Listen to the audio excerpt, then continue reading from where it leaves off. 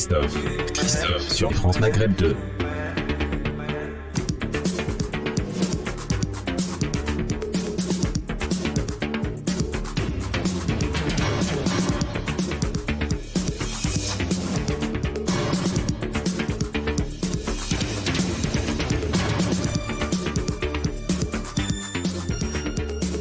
Bonjour à tous, bonjour à toutes, j'espère que vous allez bien, ravi de vous retrouver sur France Maghreb 2, l'émission de référence, ça s'appelle Le Grand Forum et c'est tous les jours de 16h à 18h, voici le programme très chargé aujourd'hui.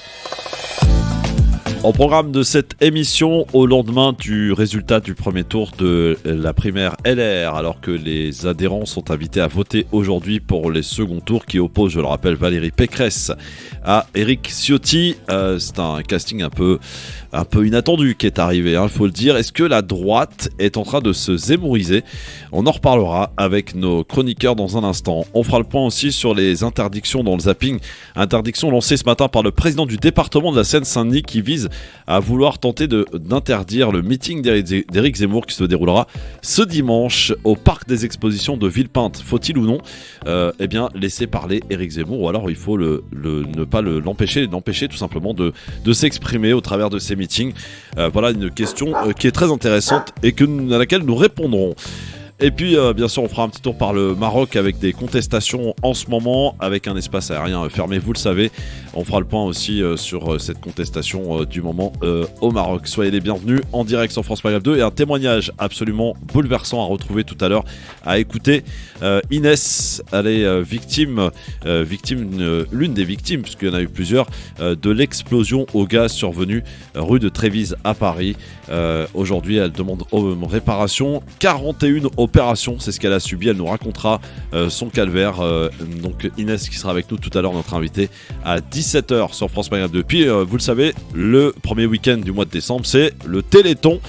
Et 36-37, tout au long de ce week-end, on va pouvoir en parler avec quelqu'un qui est très mobilisé pour le coup, Maître Maghrebi, qui sera avec nous, avocate droit de la santé bien sûr, qui sera avec nous dans quelques instants sur France Maghreb 2 pour nous donner des éléments sur le Téléthon 2021. C'est parti pour le LGF jusque 18h sur France Maghreb 2. Le Grand Forum, Christophe Rowe sur France Maghreb 2. Le Grand Forum. Et soyez les bienvenus donc jusqu'à 18h sur France Maghreb 2 avec tous ces sujets que nous allons évoquer sur France Maghreb 2 avec celui qui est arrivé en premier et à l'heure, Monsieur Tarek Mamie. Comment ça va Tarek ? Bonjour Christophe, ça va très bien, bonjour à toutes. Tout roule, peu trop froid pour Paris, mais il faut un peu de froid pour qu'on ait l'impression qu'on a des saisons dans sa vie. Oui, c'est vrai. Alors mon cher Tarek, l'actualité est dense, nous allons y revenir tout au long de cette émission avec... trois personnes qui vont vous rejoindre. Monsieur Nicolas Jeanneté, très intéressant de l'avoir d'ailleurs aujourd'hui par rapport à notre témoignage de Inès tout à l'heure rue de Trévise, puisque la mairie de Paris est mise en cause, en tout cas par ces victimes qui ont été frappées par cette explosion au gaz rue de Trévise. Nicolas Jeanneté, Farid Temsamani et Monsieur Pierre-Henri, président de France Fraternité, qui sera avec nous aussi d'ici quelques instants. Mais voilà, comme vous pouvez le constater, peut-être que la circulation étant difficile le vendredi, qui plus est avec ce temps de pluie. Ouais. Voilà, c'est plus facile de venir en transport ou à pied, Tarek. À pied. Visiblement, on est à l'heure. Voilà, c'est le luxe finalement quand on n'habite pas très loin de la radio. Ouais. Donc tous ces sujets, on va les aborder avec nos amis. Le Téléthon, bien sûr, 36-37, on n'oublie pas, le 36-37 tout au long de ce week-end. Et nous en parlions aussi avec... notre partenaire humanitaire, le Secours Islamique, dans le cadre de l'émission Ensemble Solidaire, qui avait lieu juste avant le Grand Forum, avec cette grande campagne lancée notamment sur la Palestine, la Cisjordanie et Gaza, menée par le Secours Islamique France. Toujours au rendez-vous, fidèlement, depuis des années, France Maghreb 2, partenaire du Secours Islamique. Et comme... nous parlerons forcément, certainement, de l'islam, du Conseil national des imams et tout ça, de la décision du CFCM, donc de reporter, on en parlera tout à l'heure, l'Assemblée générale du CNI, des CFCM du 12 décembre au 9 janvier. Parce qu'ils ont mis en place une démarche dite participative. Apparemment, le CFCM a reçu beaucoup de coups de téléphone et donc met en place un échange. Il l'envoie, d'après le communiqué de presse publié aujourd'hui par M. Moussaoui, les textes fondateurs du CNI pour que chaque imam puisse faire ses amendements. Et comme ça, le jour de l'Assemblée générale qui aura lieu donc le 12 janvier, ce sont les amendements qui seront débattus pour que ce soit les imams qui décident. Et à ce propos, donc, j'ai rencontré un jeune que nous avions déjà reçu il y a quelque temps, il y a 2 ans, Christophe, qui s'appelle Lahlou Najib et qui vient de publier un livre qui s'appelle « Repenser l'imam en France, osons le bon sens ». Donc on en parlera soit tout de suite, soit tout à l'heure, quand vous voulez. C'est un petit livre que je conseille. Tout de suite, puisque les retardataires sont pas encore Ils arrivés, à l'occasion de nous en donner. Ouais. Alors, le CNI, c'est ce truc que alors, tout le monde crée de chacun de son côté? Oui, alors le CNI, c'est le fameux Conseil national des imams qui a été... donc, il y a quelqu'un qui s'occupe de ce qu'il faut. Oui, t'arrêtes. Vous allez... on va se mettre une minute et je reprends. Très bien, on reprend dans un instant sur France Maghreb 2, bien entendu, avec le CNI. Il faut qu'on en parle, bien sûr. Ce CNI, c'est le Conseil national des imams, qui est à l'initiative, donc, notamment du CFCM, mais aussi de la mosquée de Paris. On en reparlait il y a quelques jours, bien sûr. Voilà, donc, ce qui permet aujourd'hui d'évoquer un petit peu la situation avec le CNI, donc, que souhaite et que tente de créer le CFCM. Alors, le CNI, c'est le Conseil national des imams. Ça a été une demande expresse pratiquement du président de la République dans la foulée de l'assassinat de Samuel Paty, de manière à ce que ceux qui gèrent donc la religion, les imams, savent de quoi ils parlent et qu'ils soient à la fois imams et citoyens français, et même s'ils ne sont pas citoyens français, de vivre dans leur contexte. Et donc... le CFCM était d'accord pour mettre en place ce CNI. Et puis, badaboum, il y a eu la charte. Ceux qui signent et ceux qui ne signent pas. Et ceux qui signent sont à l'intérieur et ceux qui ne signent pas sont à l'intérieur. Et donc, il y a une espèce de cassure avec la création d'une coordination. Je ne vais pas rentrer dans les détails.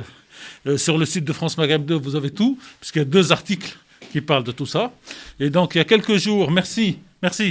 Et quelques jours, donc, il y a eu... Reprenez votre souffle, monsieur Mabi. Un premier CNI. Non, j'ai bien marché pour venir jusque-là. moi, je ne prends pas le transport, je marche. Et donc, il y a eu un premier CNI créé par cette coordination. Ouais. Et dans la foulée, donc, le CFCM officiel, maintenant on l'appelle comme ça, a décidé donc de faire le CNI projeté bien avant le CNI de la coordination. Donc, une première date a été donnée le 9 décembre, en tout cas le 12 décembre. Et puis ce matin, le CFCM, après une réflexion, un échange avec beaucoup d'imams, a décidé de renvoyer cette date-là.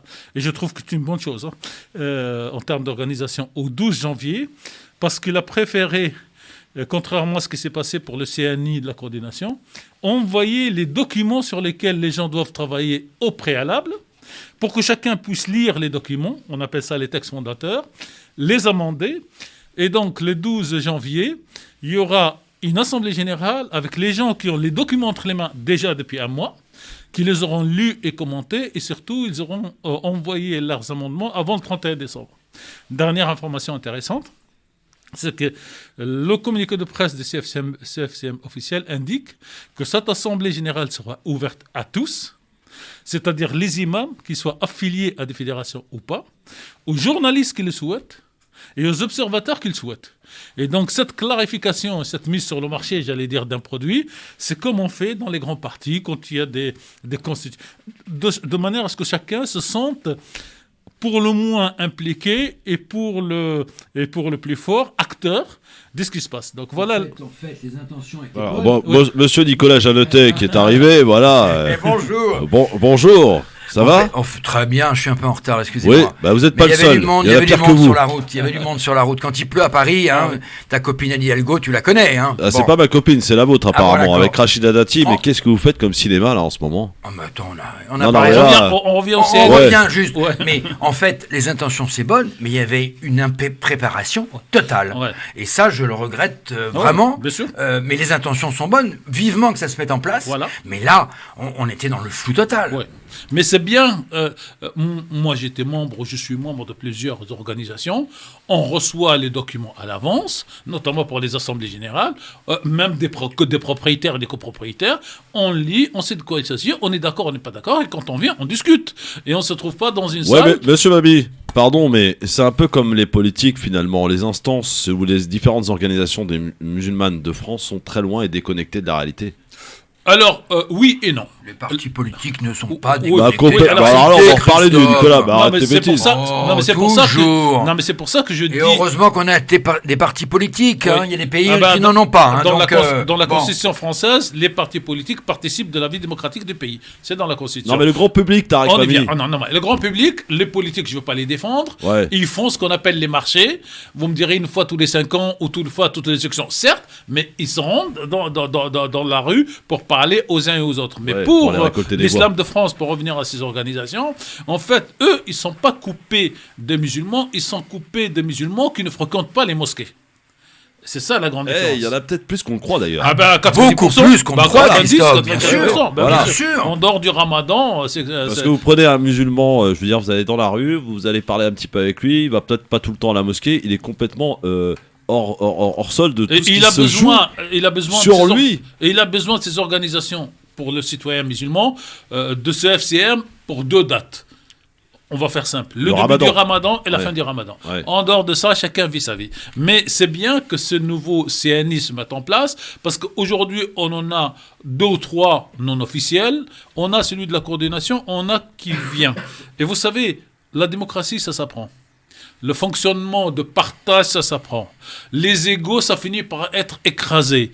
Mais on a, dans toute la société humaine, le premier qui arrive, il pense tout savoir, tout détenir, il ne veut pas lâcher le siège. Aujourd'hui, avec cette multiplication de CNI, je pense que les uns et les autres seront obligés de finir par trouver une solution. Surtout que la presse en général et la presse d'extrême droite se réjouit depuis quelques jours de plein de choses, de détails, des fois de la vie privée des uns et des autres. Et donc, à un certain moment, si vous ne voulez pas être rejeté, il faut pouvoir prendre sur soi et s'organiser, c'est tout. Bon, Nicolas Jeannotet. Et donc, je parlerai tout à l'heure de ce petit livre qui s'appelle « Repenser l'imam en France », une recherche sur le terrain d'un jeune qui, lui, à la fois parle de l'imam et raconte sa trajectoire de la compréhension de l'histoire de France avec quelques avantages. Alors, il s'appelle Lahlou Najib. Les avantages, c'est qu'on sent que c'est un jeune qui se jette dans un dossier difficile et qui prend ce qu'il trouve sur le terrain entre histoire coloniale, entre présence des musulmans en France, entre poids des pays d'origine et entre comment sortir de tout ça en étant et français et musulman et citoyen et musulman. Donc je conseille la lecture de ce livre de Lahlou Najib. Il s'appelle donc Repenser l'imam en France. Ouais. Et c'est une auto-édition. Et donc c'est Najib, Lahlou, Najib, N-A-J-I-B, Lahlou, L-A-H-L-O-U. Et il viendra nous en parler. Oui, il viendra lui-même. En studio. Ah oui, ce serait intéressant de l'inviter. Ouais. Monsieur Jeannotet. Monsieur Christophe. Alors, ça y est, plus de conseils de Paris ? Ah bah si, on en a un dans une semaine, enfin dans 15 jours. Madame Hidalgo trouve le temps ? Je pense qu'elle va le trouver là, parce que c'est le vote du budget. Donc tu sais que la ville de Paris est très endettée, plus de 7 milliards de dettes. Puis il y a eu le scandale des loyers capitalisés. Tu sais ce que c'est qu'un loyer capitalisé ? Vous vous êtes fait dépasser. Là, j'ai vu ça, j'ai lu ça ce matin. La ville la plus chère, c'était Paris, maintenant c'est Tel Aviv. Oui, mais peut-être, mais chez nous, un gros scandale, ce sont les loyers capitalisés. Tu sais ce que c'est ? Non. C'est-à-dire que, en fait, tu construis des logements sociaux, tu donnes tes logements sociaux à un bailleur social, et en fait, tu lui demandes d'un seul coup 20 années de loyer. Ah oui. C'est comme si j'étais salarié d'une société, puis je vais voir mon patron et je lui dis « Bon, mais écoutez, monsieur le patron, je voudrais avoir 20 ans de salaire d'un seul coup. » Et donc, ça rentre bien évidemment dans la trésorerie, parce que sinon, il n'y aurait pas assez de trésorerie. Et là, elle vient de se faire taper sur les doigts par le ministère du Budget qui lui a dit « Attention », c'était François Hollande qui lui avait permis en 2016 d'avoir cette astuce de les capitaliser. Il y a quand même 500 millions de loyers capitalisés. Et donc là, il n'y en a que 150 qui ont été projetés. Bercy a tapé sur les doigts en disant à Anne Hidalgo, attention, c'est la dernière année, la prochaine fois, vous ne pourrez plus capitaliser sur les loyers. C'est une astuce qui permet en fait de payer tout simplement les salaires, parce que sinon, la ville est tellement endettée qu'elle ne pourrait plus rien payer. Et elle basculerait sous la responsabilité des préfets ? Et alors, elle risque, alors là, pour l'instant non, mais elle risque d'être sous tutelle, ce qu'on appelle sous tutelle, c'est-à-dire qu'elle est mise sous la responsabilité du préfet qui va gérer les finances. Ce n'est pas le cas, puisque ça ne va pas être le cas cette année. Je pense très honnêtement que ça ne sera pas le cas, mais si c'est le cas, c'est très grave, puisqu'elle n'a plus la main sur tout, et il faut trouver les sous, mais le préfet, lui, pour ça, il augmente tout simplement les impôts pour rentrer l'argent dans la caisse. Par ailleurs, donc, ça sera mal vu pour une candidate à la présidentielle d'arriver avec cette... Je pense que là, si ça arrivait, c'est pas 4, mais 2% en quelques mois. Et Rachida Dati, Anne Hidalgo, c'est pas pour demain les vacances ensemble, hein? Ah, c'est pas là. Non, les conseillers de Paris sont... Mais tu sais, ils sont très agités pour une raison essentielle. C'est qu'Anne Hidalgo n'est pas là. Ah bon ? Sur 4 jours, elle vient à chaque fois 1 heure, 1 heure et demie en séance.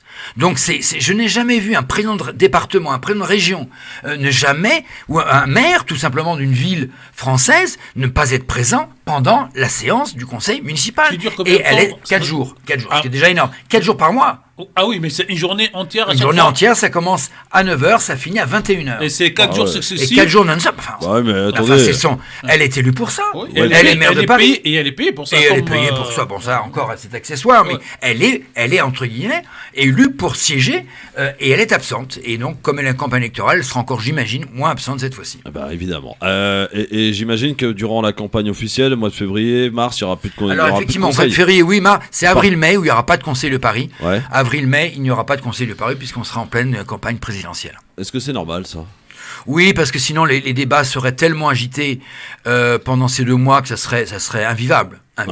Et l'Assemblée nationale va aussi être en vacances, là ? Oui, je crois, pendant 2 mois, tout à fait. Les institutions s'arrêtent en gros pendant 2 mois pour permettre le débat. Donc à partir de février, plus rien ne fonctionne dans ce pays, quoi. Voilà, pour permettre aux électeurs de se faire une opinion et ne pas être influencés éventuellement par des prises de décision, par un élu local ou par un parlementaire. Ouais, donc j'ai bien dit, à partir de fin février, il n'y a plus rien qui fonctionne en France, quoi. Plus aucune décision. C'est dans tout le pays du monde, hein, Christophe. Quand il y a la campagne électorale, ne serait-ce que pour mettre tous les candidats à égalité républicaine, parce que si vous restez, vous, à l'Assemblée, au gouvernement, à avoir la main... Il y a des sujets comme ça que le chien n'aime pas. Voilà, vous avez vu, hein, vous avez remarqué. Ça, je vois qui arrive, bien évidemment.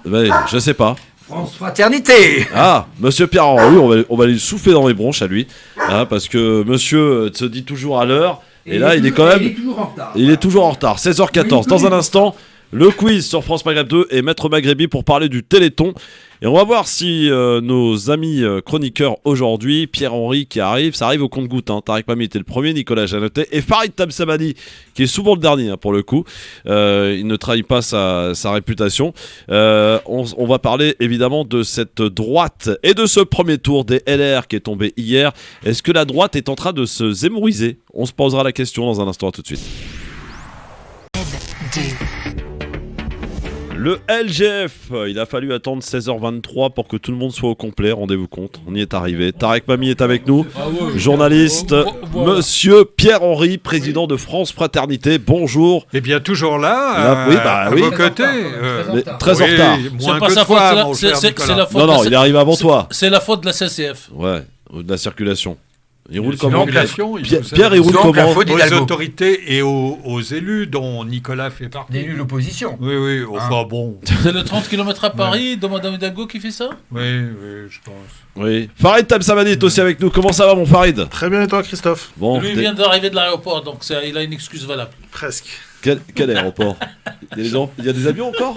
Il y a des avions, tout à fait, oui, tout à fait. Bon, allez, les amis, on enchaîne tout de suite puisque tout le monde est là. Un petit quiz pour vous mettre dans l'ambiance et de bonne humeur, je l'espère. C'est parti, le quiz. Le quiz. Il oppose monsieur Pierre-Henri, Nicolas Janotet, Tarek Mami et Farid Tamsamani. Voici ma première question d'histoire. On va voir si vous êtes bons. Qui est élu président de la République française ? On est en 1887. Herriot, non. Doumer. Non. C'est la Troisième République, ça. Oui, 1887, ça doit être la troisième, oui, je crois. Oui, on est en plein Qui a été, troisième. qui a été très longue, hein, la troisième. Mais justement, Oui, la troisième, c'est en gros 1840, 1856. Donne-nous la première lettre. Il n'est pas resté longtemps. Non, mais comme Non, ça, à chaque mais fois, d'ailleurs. C'est pas le bref. Non, si, il est resté longtemps. La première lettre de quoi? Du prénom ou du C'est nom? celui qui est Le descendu président. du train en pyjama. Non, ça en 1912, celui-là. Pardon. Ouais. 1887. Allez, la première lettre du prénom. S. Ah oui, ça dit. Oui, Ah, mais oui. Sadi Cardo. Ça dit. Voilà. Ça a dit. Bonne réponse Il est de pas monsieur resté très Tarek. longtemps non plus, Ah, celui-là. On s'en fout, mais il était. Voilà. Et vous savez que ça dit. Je te rappelle, Quoi Christophe, que j'ai répondu avant Tarek. Non, Mais c'est c'est pas pas vrai. vrai. Non, Mais, non, mais c'est c'est pas vraiment vrai. dingue cette maison. Il est C'est fou. vraiment dingue. Je me fais flouer à tous les coups. Non, mais attendez. Ah, tiens, attendez. va sur Il y a retourne sur 4 BFM. micros, Hein. il y a 4 Retourne micros, sur BFM, on n'entend Pierre. pas Mieux Pierre BFM Henry. que CNews. Oui, ben retourne sur Nicolas. BFM, allez. Commencez pas, on s'en fout, vous êtes sur France Maghreb 2 là, ni BFM ni CNews. Alors, pour moi, tout le monde d'accord, vous savez que Saadi est un prénom français, je sais pas d'où il vient. Par contre, c'est un prénom arabe et je sais d'où il vient. Ah ouais Saadi, c'est la même chose. Alors, qui est appliqué Monsieur chez Mami vous veut tout arabiser lui, Ah. hein, comme ça. Non, mais je vous donne. Ouais. C'est vrai, c'est vrai. Saadi.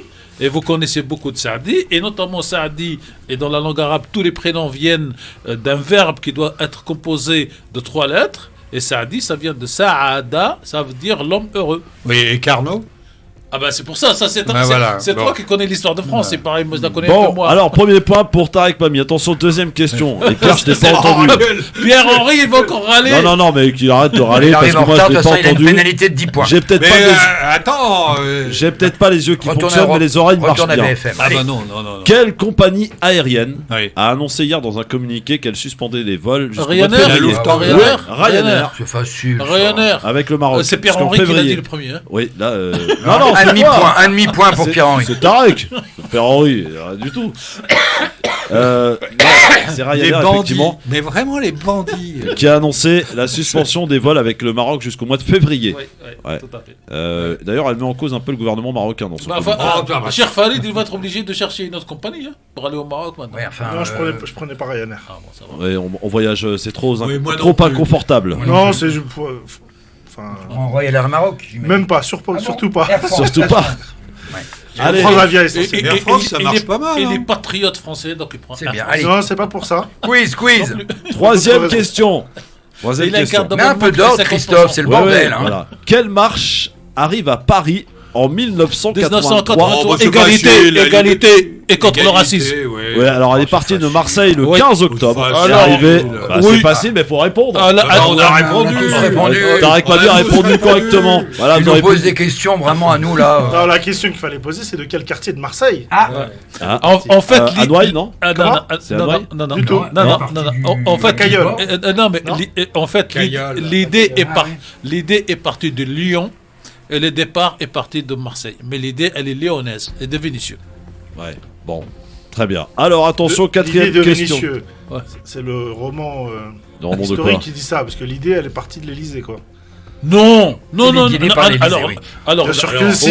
Oh là là, alors, vous oh savez là pourquoi là, il dit. oh la polémique. Alors pourquoi Oh il la dit l'Élysée? polémique arrive. Parce qu'à l'époque c'était les socialistes. Bien sûr. Et il faut commencer par Non, taper c'est pas pour dessus. ça. Non, non, non, Les non, non, socialistes ont certainement regretté J'ai- d'avoir fait cette marche ou d'avoir autorisé ou facilité non. cette Probablement, marche. Ouais. probablement. Ah, ils l'ont regretté Probablement. après, ça c'est clair. Écoutez-moi Et bien, s'il vous plaît, la quatrième Quatrième question. question. Quatrième Bon, question. on est à la Et- quatrième, mais on est tous à égalité. Non, non, non, 3-0. c'est Tarek Mami qui vous met 3-0 dans la tronche, c'est tout. 4-0, attention. Dis donc, c'est qui le patron de c'est moi. la radio là C'est moi. Oui, c'est Christophe. Ah ouais, Entre c'est 16h et Tarek. 18h, c'est moi.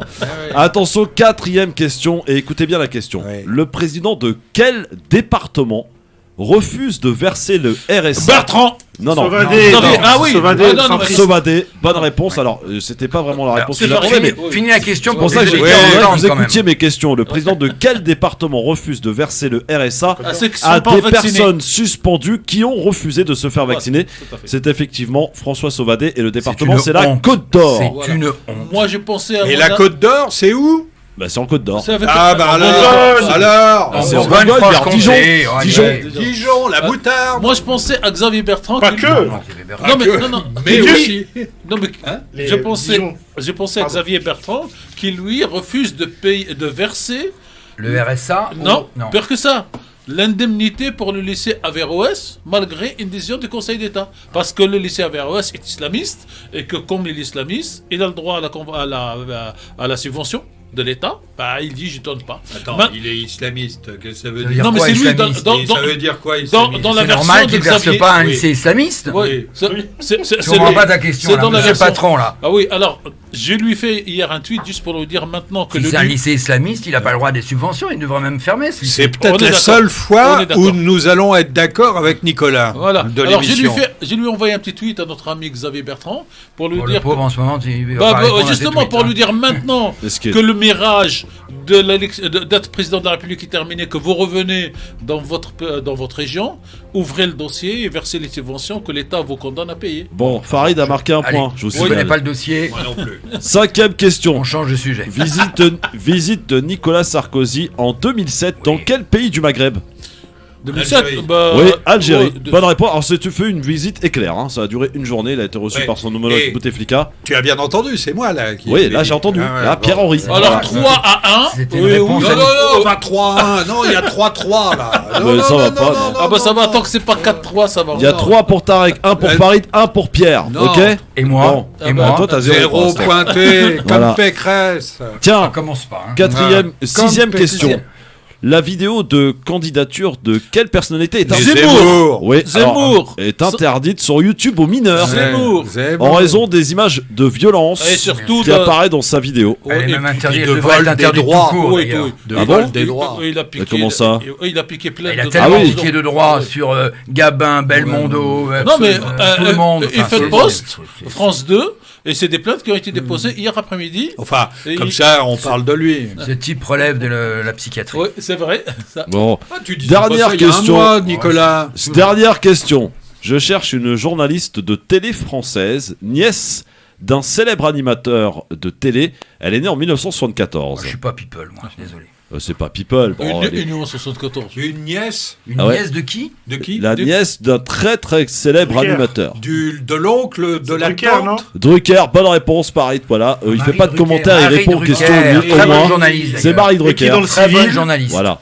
À qui on Dans le souhaite un civil et- bon anniversaire Et la à Marie compagne Drucker. d'un Bon, grand homme politique. Tarek victoire, incontestable. Hop, ça c'est fait. De qui? De Tarek. Salut, Tarek bon. Mami. Non, tu confonds avec Bah, Beatrice Schoenberg. Non, non, non, c'est Oh, c'est pas la même génération, Tarek.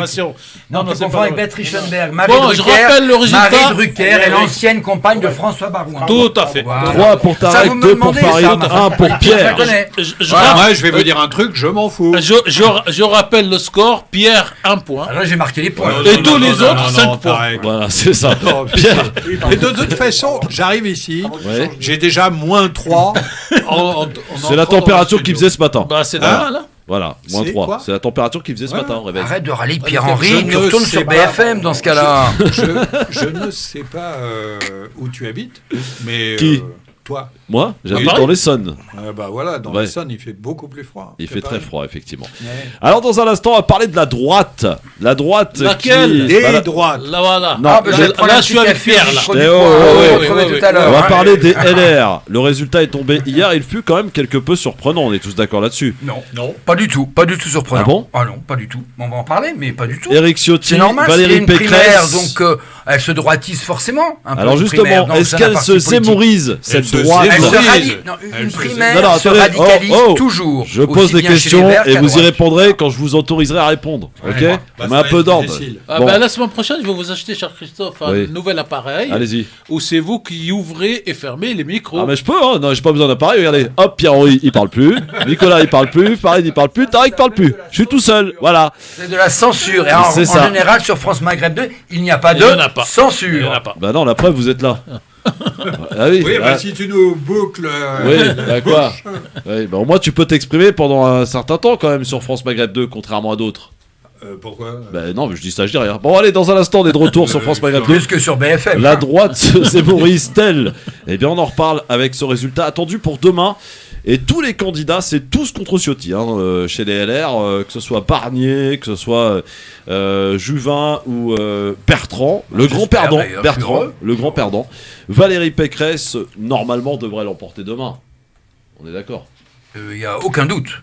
Aucun doute. Pour Nicolas. Aucun doute. Pour les autres, ils restent sceptiques. Bon, non, aucun doute. Restez avec nous. Mais sceptiques sur la candidature et sur le processus. Moi, je respecte la démocratie participative. Ouais. Je respecte les électeurs, les 140 000 pour qui on a payé pour qu'ils aillent voter et la majorité sont inscrites en Île-de-France.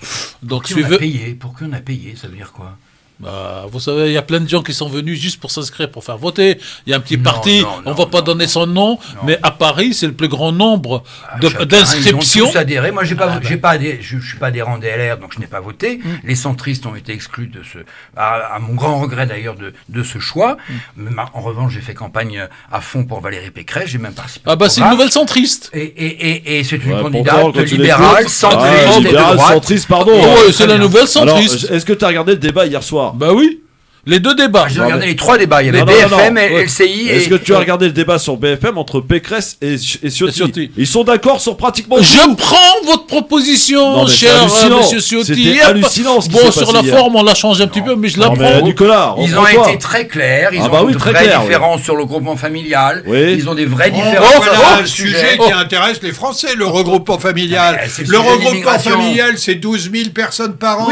Et qu'est-ce qu'on va venir ennuyer les personnes qui vivent de façon régulière dans ce pays, qui payent leurs impôts, qui ont des revenus et à qui on veut dénier le droit de vivre en famille. Et c'est un scandale. C'est exactement comme quand Valérie Pécresse dit lors d'un débat oh, mais moi, présidente de la République, je serai contre le burkini. Ah bon, Madame Pécresse? On en a parlé déjà. Parce que le burkini dans les piscines... de toute façon, ça dépend du maire. C'est un règlement intérieur de la piscine. Je rajoute à Madame Pécresse l'idée de Guantanamo à la française. Je ne retiendrai pas Guantanamo. Mais attendez. Les gens purgent leur peine. Et moi, Madame Pécresse... Tout le monde est contre moi, mais on va faire une pause et on va se reprendre. Non, mais on n'est pas contre vous, contre toi ou contre vous. On est contre Madame Pécresse et dit tous ceux qui sont condamnés, quand ils terminent, quand ils purgent leur peine, on ne les libère pas, ils ne sont plus prisonniers. Mais on les met dans les centres de rétention. Ils sont retenus, ils sont plus prisonniers. Et puis, autre erreur, on va doubler les peines pour les gens qui commettent des infractions et qui viennent de quartiers populaires de la ville. Mais il ne peut pas y avoir une justice. Alors la question, c'est ce qu'elle propose. La question, elle se pose dans un instant. La droite est en train de se zémouriser ou pas? On en reparle dans un instant. Avant, on disait les pénisés, il y a quelques temps qu'on s'est... Merci d'être avec nous en direct sur votre radio France Maghreb 2, le LGF, émission de référence avec aujourd'hui un beau plateau. Tarek Mami, Pierre-Henri, Nicolas Jeannetet, Farid Tamsamani. Information qui vient de tomber concernant Didier Raoult. Vous savez qu'il est passé devant l'ordre des médecins. Il a récolté un blâme. Voilà. Un simple blâme. Oui, bon... Non mais voilà, c'est tout, je vous le dis. Moi, pas de réaction là. Pas de réaction. Non, mais pas de réaction parce que c'est stupide. C'est il a fait ou il l'a pas fait. Blâme, c'est quoi quand on était à l'école? C'est bon. Un petit rappel à l'ordre. Oui, on t'a vu, mais bon.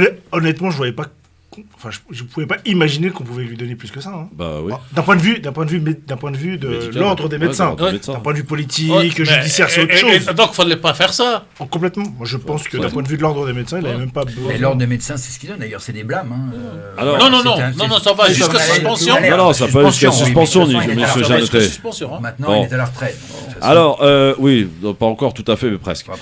Dans quelques minutes, témoignage émouvant, dur, celui de Inès qui a été victime de l'explosion au gaz à Paris, rue de Trévise. Vous en souvenez tous, évidemment, autour de cette table. Elle fait partie de ces victimes qui se bat, et elle se bat, elle a 25 ans, et elle en subit aujourd'hui les conséquences physiques de cette explosion.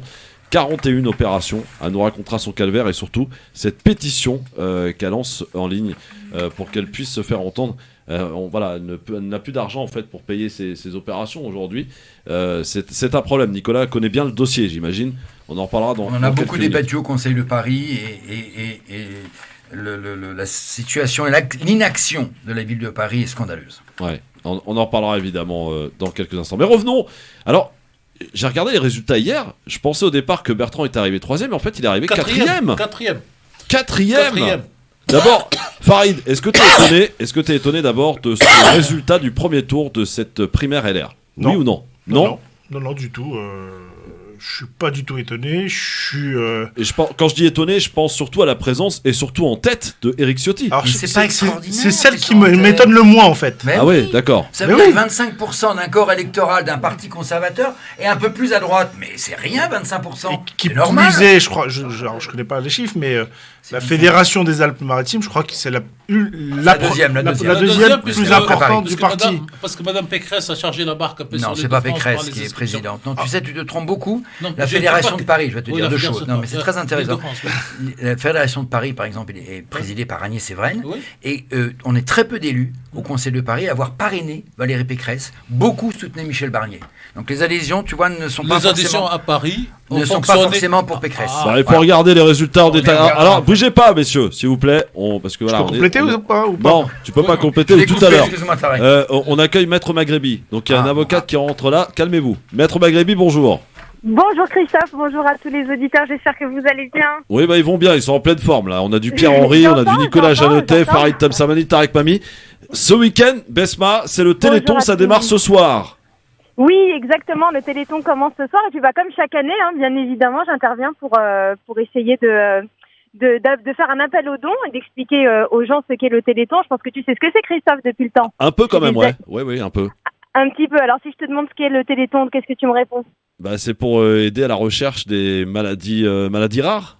Exactement. En fait, le Téléthon, donc c'est une action qui est menée une fois par an pour réussir à récolter des dons afin de pouvoir financer la recherche pour les personnes qui sont atteintes de maladies rares, parce qu'on est en France face à plus de 5000 maladies rares qui n'ont hélas toujours pas de traitement aujourd'hui. Et on a des laboratoires qui tentent, tant bien que mal, de faire des recherches pour réussir à trouver des traitements, à trouver des remèdes. Alors ça peut être des traitements curatifs ou des traitements palliatifs. Mais en tout cas, ils font de la recherche pour essayer de sauver des personnes qui sont atteintes de maladies rares. Ça coûte extrêmement cher. Donc chaque don que vous pouvez faire est extrêmement important parce que ça permettra de financer la recherche. Et voilà, et c'est une fois par an, ça dure 3 jours. Ça commence aujourd'hui, ça commence ce soir d'ailleurs. Oui, ça commence ce soir, effectivement. Voilà, ça commence ce soir et ça va durer tout le week-end. Donc voilà, c'est un... Le numéro, c'est 36-37. Exactement, 36-37. Donc tout le monde doit faire le 36-37 pour faire une promesse de don et donner un maximum pour faire en sorte qu'il y ait plusieurs personnes atteintes de maladies rares qui puissent avoir un jour à traitement. C'est extrêmement important. Et d'ailleurs, je te remercie Christophe, je remercie Monsieur Mami et je remercie toute l'équipe de me laisser chaque année pouvoir faire cet appel aux dons parce que c'est extrêmement important pour les personnes malades et pour la lutte contre les maladies rares. Donc merci à tous et je compte vraiment sur vous, les auditeurs, pour composer le numéro et donner un maximum d'argent. Sauf qu'à la différence, d'habitude, tu es là en personne, en chair et en os. Exactement. D'habitude, je suis dans les studios, mais bon, cette année, exceptionnellement, je ne suis pas là, mais le cœur est avec vous. Tu le sais très bien. J'imagine. Donc, 36-37, messieurs, le Téléthon, un petit mot à dire, non ? Vous préférez parler de Valérie Pécresse ? C'est comment le Téléthon, c'est plus important, non ? Le Téléthon, quand même, le Téléthon. Voilà, mon Farid, le Téléthon, c'est important, là. C'est toujours très important. C'est important de pouvoir donner et c'est important de pouvoir penser, malheureusement, à la recherche pour ces maladies rares toute l'année et pas que au début décembre.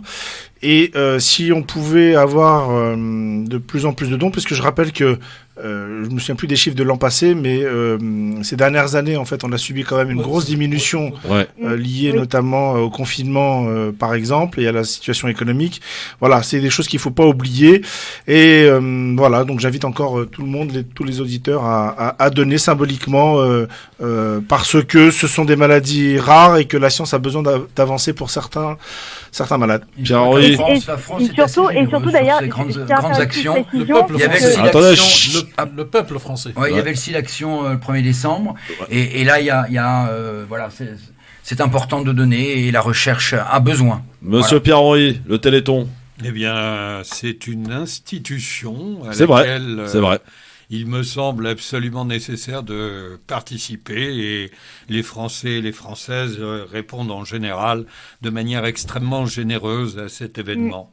Voilà. Et c'est une institution, Tarek Mami, le Téléthon, c'est vrai. Tout à fait. Par contre, en général, on n'annonce pas d'une année sur l'autre le pourcentage de promesses et le pourcentage de réalisés, c'est vrai. Ce qui fait que ça induit l'idée que ceux qui ont promis en donner... Oui, en fait, on donne un peu moins. Voilà, ça serait bien pour dire l'année dernière, vous avez ça, vous avez donc cette année... Il faut regarder les programmes, ils en parlent. Hein, de non, mais il faut que cette année, on dépasse le don de l'année dernière. Absolument. Pour inciter, parce que qui était légèrement en baisse, je crois, l'année dernière, par rapport aux autres années, évidemment, au vu de la situation. Et l'année d'avant aussi, là, c'est un peu au ralenti, et c'est pour ça que c'est important que les gens puissent se mobiliser et donner un maximum. Surtout que la petite précision que je voulais faire, c'est et je pense que c'est important que les auditeurs le sachent, c'est qu'une maladie rare aujourd'hui peut devenir une maladie fréquente demain et même un fléau. Le Covid au départ, c'était pas une maladie fréquente, c'était quelque chose d'assez rare et c'est devenu fréquent comme ça du jour au lendemain. Donc c'est pareil pour plusieurs pandémies. Donc chaque recherche qui est faite aujourd'hui pourra peut-être servir au plus grand nombre demain justement. Alors donc, c'est dommage que tu sois pas là, Maître Maghrebi, parce que tu aurais pu expliquer à Pierre sur quoi certaines personnes qui se questionnent par rapport au vaccin, tu aurais pu lui expliquer pourquoi. Mais bon, que le vaccin protège et qu'il faut continuer à aller faire sa troisième dose. Voilà. Allez-y, bande de petits moutons. Voilà. Il faudra faire une spéciale. On fera une spéciale avec Pierre Henry, tu lui expliqueras ce qu'il a besoin de comprendre. Surtout, je pense qu'il est utile d'aller vers les 6 millions de personnes qui ne sont pas encore vaccinées pour les inciter à le faire. Merci, Maître Maghrebi. Merci beaucoup, Maître Maghrebi. À très vite et dans un instant, on revient à Pécresse. À tout de suite. Le Grand Forum, merci d'être avec nous. Aujourd'hui, avec nous, Monsieur Pierre Henry, président de France Fraternité, Nicolas Jeannetet, élu au Conseil de Paris et adjoint au maire à la sécurité dans le 15e arrondissement de Paris, Monsieur Tarek Mami, qui est journaliste, et Monsieur Farid Tamsamani, qui travaille dans... Cher Farid, j'ai plusieurs activités. Bah oui, je sais, c'est pour ça que je suis perdu. Je suis enseignant, je suis consultant en intelligence économique notamment. Voilà, consultant en intelligence économique. Voilà. Et non pas artificielle. C'est pas la même chose. Comment ? Non pas artificielle, c'est pas la même chose. Ah non, pas du tout. Voilà, très bien. Alors, messieurs, je vous propose d'accueillir... C'est le 12 janvier 2019, cher Christophe. 12 janvier 2019, un drame est survenu à Paris. Nicolas, toi qui es au Conseil de Paris, tu vas aussi pouvoir nous donner un petit peu des éléments sur cette affaire. Et nous accueillons une victime de cette explosion au gaz, rue de Trévise à Paris. Inès, 25 ans. Bonsoir Inès. Bonsoir. Bonsoir et bienvenue sur France Maghreb 2. Alors d'abord, juste pour donner un petit peu l'étendue de cette affaire à nos auditeurs, vous aujourd'hui, vous avez encore les conséquences de cette explosion. Qu'est-ce qui se passe ce jour-là ? Qu'est-ce que vous faites à cet endroit-là ? Est-ce que vous pouvez nous raconter ce qui vous est arrivé ? Bien sûr. Alors ce jour-là, j'étais à mon 3e jour de travail. J'étais en période d'essai donc à l'hôtel Ibis. Et il y avait un camion de pompiers. Et sur le coup, on ne calcule pas trop le camion de pompiers parce qu'on est en plein week-end de gilets jaunes. Donc pour moi, c'était tout à fait normal qu'il y ait les pompiers et que dans les grands boulevards derrière, il y ait la police. Donc je vais au travail, je fais mon travail et puis je sors une première fois, je sors une deuxième fois parce que ça m'inquiète quand même de voir les pompiers, un camion, voilà, et en plus ils nous parlent pas trop. Et puis je sors une troisième fois et la troisième fois, c'est la fois de trop puisque je vois les 2 pompiers exploser devant mes yeux. Donc en fait le tuyau était beaucoup trop ouvert pour eux et ils n'ont pas réussi à le fermer. Et donc je vois les 2 pompiers mourir devant mes yeux. Je vois une énorme boule de feu. Je me vois jeter à l'intérieur de l'hôtel. Je cache mon visage. C'est tout ce que je peux cacher de toute façon. Et donc je me vois projeter à l'intérieur de l'hôtel et totalement consciente du début à la fin. Donc je vois tout ce qui se passe. Je vois que j'ai plus de jambes, que mon poignet avait été coupé en 2 entre guillemets. La moitié était ouverte. Je vois un de mes collègues qui n'a plus son œil, qui tient son oreille et qui est pas bien. J'entends mes 2 autres collègues devant moi qui sont à l'entrée de l'hôtel mais que je ne vois plus à cause des murs qui nous séparent. Je les entends hurler aussi et ils sont pas bien. Et puis je vois les clients dans la panique sortir de l'hôtel avec leurs valises, m'écraser les jambes, me marcher dessus, partir sans dire pardon ou même sans dire à quelqu'un que je suis là, que je suis bloquée. Et donc pendant 45 minutes, j'ai attendu que les pompiers viennent me sauver. 45 minutes d'attente, Inès, ce fut peut-être les 45 plus longues minutes de votre vie ? Exactement. Sur le coup, la seule chose qu'on a envie de faire, c'est d'appeler ses parents et de dire au revoir. Et j'avais mon téléphone dans ma poche gauche, mais quand il y a eu l'explosion, mon téléphone avait volé, donc je l'avais plus. Et donc je priais pour qu'on me ramène un téléphone. Et un policier est venu et je lui ai pris son téléphone. Et donc j'ai pu appeler mon père pour lui dire que je l'aimais et que j'étais en train de mourir et que je partais. Il comprenait pas du tout, donc j'ai dû hurler au téléphone qu'il y a eu une explosion de gaz, que j'avais plus mes jambes, que je l'aimais et au revoir. J'ai appelé ma mère pareil. Ma mère, elle ne comprenait absolument pas ce que j'étais en train de dire. À 9h du matin, elle pensait que c'était une blague, qu'elle était en plein rêve. Et sauf qu'en fait, quand elle met BFM TV, elle m'entend dans la télé crier « Allô, j'ai plus de jambes, je suis en train de mourir ». Et donc en fait, elle est en train de percuter que la personne qu'elle entend dans la télé, c'est la personne qui est au téléphone, donc c'est sa fille. Et je l'entends hurler au téléphone et donc je raccroche parce que c'était trop pour moi. Et après, ça a été les minutes les plus longues parce que j'étais partagée entre je veux que les pompiers viennent me sauver, mais je ne veux pas aussi. Je veux mourir, ça y est, emmenez-moi, au revoir, laissez-moi partir. Aujourd'hui, vous avez encore les conséquences, et vous les aurez d'ailleurs pendant assez longtemps, visiblement, les conséquences de ce jour dramatique. Exactement, aujourd'hui je suis à 41 opérations et il m'en reste encore énormément à faire. Malheureusement, je suis handicapée à vie, ce qui fait que quand bien même avec une énorme chance, on arrive à m'enlever les brûlures que j'ai, les problèmes intérieurs de mes jambes, on n'y arrivera pas. Donc je boite à vie, j'ai mes béquilles à vie et ça ne changera pas. Donc les conséquences, c'est à vie. Vous vous êtes fait à cette nouvelle vie finalement. Comment vous l'appréhendez ? Pas du tout. Ça fait 3 ans, mais ça fait 3 ans que je n'arrive pas avec cette nouvelle vie parce que c'est pas la mienne et qu'on me l'impose injustement et qu'en plus on me dit maintenant il faut que tu t'y fasses quoi, il faut que tu apprennes à vivre avec. Sauf que non, moi j'avais ma vie à moi que je traçais petit à petit, je savais ce que je voulais et c'était hors de question maintenant qu'on me dise t'as ta nouvelle vie et apprends à vivre avec, il faut que tu t'y habitues. C'est injuste, on peut pas me dire ça. On peut pas me dire on t'a enlevé tes jambes, mais maintenant fais avec. On t'a enlevé tes études, maintenant fais avec. Tu ne peux plus travailler, fais avec. Tu peux pas avoir d'enfants, fais avec. C'est pas possible. On peut pas s'habituer à ça. Pourquoi vous dites que vous ne pourrez plus avoir d'enfants ? Parce que malheureusement, dans cette explosion, il n'y a pas eu que mes jambes qui ont été touchées. Donc mes jambes ont été touchées directement, mais mes organes ont été touchés indirectement. Donc, ce qui fait que, par exemple, un don d'organes, je ne peux pas parce que je n'ai aucun organe qui fonctionne correctement. J'ai un rein qui fonctionne mal, mes poumons qui fonctionnent mal, ma rate et mon foie remplis avec la morphine, donc ils ne fonctionnent pas non plus. Et mon utérus qui est déplacé, je ne peux pas porter d'enfant. Aujourd'hui, qui sont les responsables de cette explosion de gaz, Inès, selon vous ? Aujourd'hui, il y a 2 mises en examen. Il y a le syndic de copropriété et la mairie de Paris, donc la mairie dirigée par Anne Hidalgo. Il y a 2 mises en examen et l'instruction est bientôt finie. Donc une fois que l'instruction sera finie, on saura s'ils sont coupables ou non. Mais vous avez lancé une pétition, Inès ? Oui. Quel est l'objectif de cette pétition ? Alors déjà, la pétition, c'est pour obtenir un maximum de signatures et que tout le monde connaisse cette histoire, mais surtout aussi pour accélérer l'indemnisation. Plus il y aura de personnes qui signent, et plus au final, notre voix portera, entre guillemets, et on sera connu, on sera vu, on sera entendu, et on sera peut-être indemnisé d'ici là, parce que l'indemnisation, on en a besoin. Il y a des gens qui pensent que l'indemnisation, c'est pour aller à Bora Bora ou je ne sais où, mais pas du tout. À l'heure actuelle, mes collègues et moi qui sommes handicapés à vie, la sécurité nous prend plus en charge. La sécurité sociale vous prend plus en charge ? Non, donc ce qui fait qu'on a des soins à payer de nous-mêmes. Je dois payer les soins de mes dents. S'il faut que je fasse mon nez parce que j'ai un problème respiratoire à l'intérieur, je dois payer.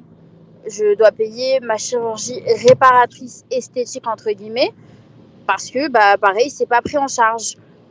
Plein de choses. Mon collègue, ça fait 1 an qu'il n'a pas de lunettes parce qu'il doit les payer. Des simples lunettes de vue, il doit les payer. Alors, vous entendez ça, messieurs, dames ? Au même moment, on apprend ce matin que le président du Sénat, M. Gérard Larcher, qui est doublement vacciné, est hypocondriaque et a fait 102 tests PCR depuis le début de la pandémie, ce qui représente plus de 7 000 €. Voilà où va l'argent public dans ce pays. Non mais c'est Nicolas Jeannetet.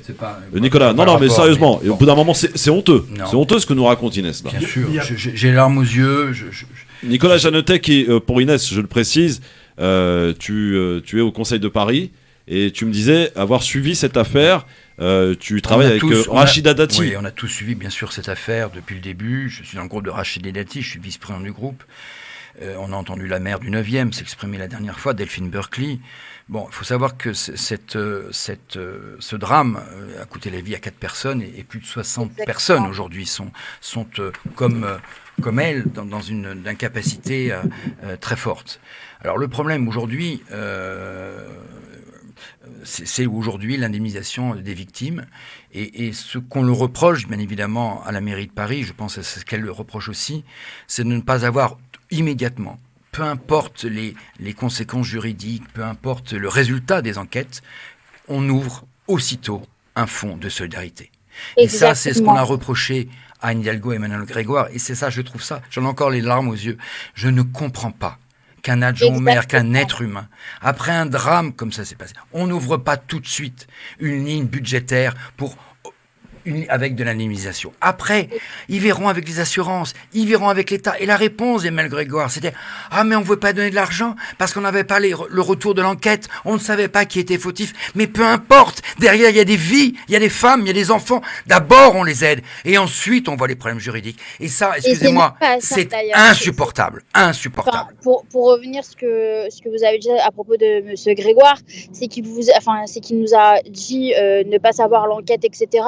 Pourtant, ils sont mis en examen, donc la mairie de Paris est mise en examen depuis novembre 2020, ce qui fait 1 an.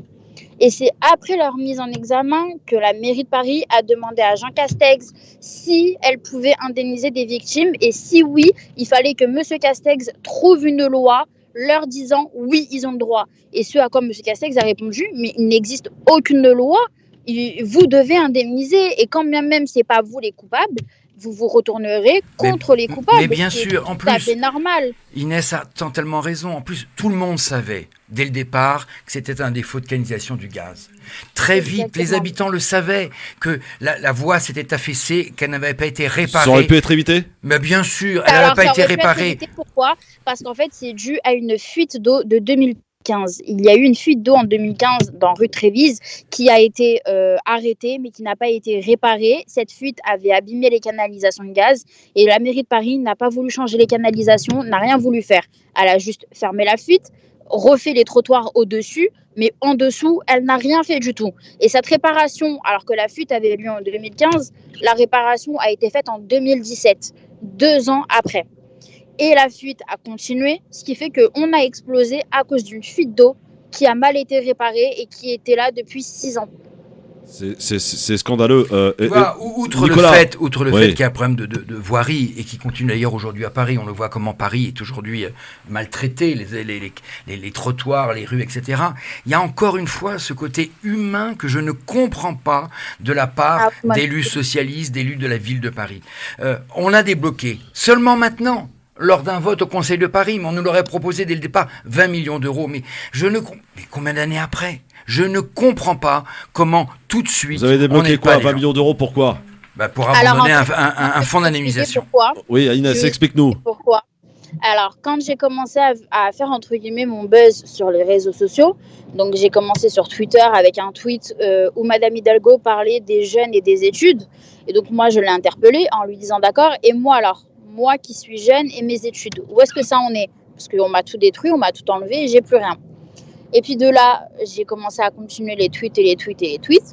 Et j'allais pas m'arrêter de toute façon. Elle m'a envoyé son directeur de cabinet dans ma chambre d'hôpital à 20h pour venir me faire des promesses, me disant qu'on allait être indemnisé, qu'on allait s'en sortir. Si j'ai besoin d'un logement, ils sont là. Alors qu'ils m'en ont proposé 3 en 3 ans. Inadapté à l'handicap et au gaz. Alors que j'ai quand même explosé au gaz, on me propose des logements au gaz. C'était tellement irrespectueux de leur part. Mais bon, on me promet. Et en fait, ces 20 millions d'euros, c'était une réponse pour que je me taise. Et c'est ce qui a été dit dans une réunion privée, entre guillemets. C'était parce qu'il y a un acharnement médiatique contre la mairie de Paris. Et donc, ils ont proposé 20 millions pour que justement les médias arrêtent de s'acharner là-dessus. Nicolas. Non, mais je suis abasourdi. 20 millions pour qu'on se taise. Non, mais moi, ce qui m'interpelle... À l'heure actuelle, si vous voulez, à l'heure actuelle, j'ai des SMS de Emmanuel Grégoire, parce que M. Grégoire et moi, nous parlons par SMS, ce qui est aussi incroyable, où au début, il me dit oui, à 100%, toutes les victimes seront indemnisées avant la fin de l'année. Il me l'a dit, on était en octobre 2021, donc il y a un mois et quelques. Il reste 4 semaines avant la fin de l'année. La semaine dernière, je passe sur TPMP. Un jour avant, il m'envoie un message pour me dire au final, toutes les victimes ne seront pas indemnisées avant la fin de l'année, mais que, à ce qui paraît, c'est ce qu'il nous disait depuis le début, alors qu'il ne nous l'a jamais dit. Lui, il affirmait que tout le monde le serait. Et là, maintenant, il dit non, au final, personne ne le saura. C'est incroyable. Hallucinant. Non, mais qu'est-ce que c'est que 20 millions d'euros par rapport aux 7 milliards de dettes de la ville de Paris?